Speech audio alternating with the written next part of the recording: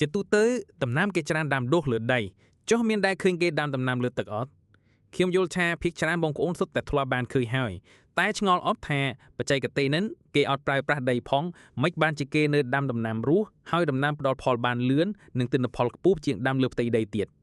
តាមពិតទៅការដាំដំណាំដោយមិនប្រើប្រាស់ដីឬអាចហៅម្យ៉ាងទៀតថាជាការដាំដំណាំលើទឹកជាបច្ចេកទេសកសិកម្មមួយដែលប្រើប្រាស់ទឹកជំនួសដីក្នុងការដាំដុះដំណាំដោយឬបោះដំណាំត្រូវបានដាក់បណ្ដែតនៅក្នុងទឹកជីក៏ដូចជាទឹកដែលមានសារជាតិចិញ្ចឹមគ្រប់គ្រាន់ហើយគល់នឹងដងដើមនៃដំណាំត្រូវបានទប់លំនឹងដោយអេប៉ុងឬដុំស្រកីដូងឬគ្រាប់ឥដ្ឋដែលភាសាអង់គ្លេសគេហៅថា clay pebble ជាទូទៅការដាំដុះដំណាំលើទឹកនេះពិតជាងាយស្រួលមែនទែនដំបូងគេដាក់គ្រាប់បណ្ដុះនៅក្នុងអេប៉ុងដែលមានទឹកផ្សើមពីខាងក្រោមពេលគេដាក់បណ្ដុះគ្រាប់ក្នុងអេប៉ុងហើយគេគ្របទុកដើម្បីឲ្យគ្រាប់ឆាប់ដុះប្រឡង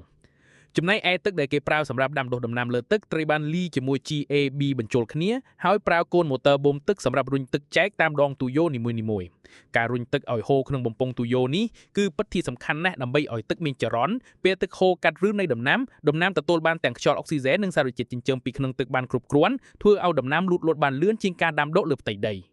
ពេលកូនដំណាំដុះចេញស្លឹកពិត3ទៅ4ស្លឹកគឺគេអាចបំបែកកូនពីអេប៉ុងមកដាក់ដាំបានហើយដោយគ្រាន់តែហែកកូនដែលដុះក្នុងអេប៉ុងនីមួយៗចេញពីគ្នាហើយញាត់ភ្នែកពាក់កណ្ដាលនៃអេប៉ុងចូលទៅក្នុងកន្ត្រកជ័ររួចយកកូនដំណាំទាំងនោះមកដាក់ចូលក្នុងរុនដែលបានចោះលើដងទូយ៉ូជាការស្រេចដើម្បីទទួលបានវីដេអូបច្ចេកទេសនិងព័ត៌មានផ្សេងៗកុំភ្លេចជួយចុច like និង follow page មីណាក់មួយថង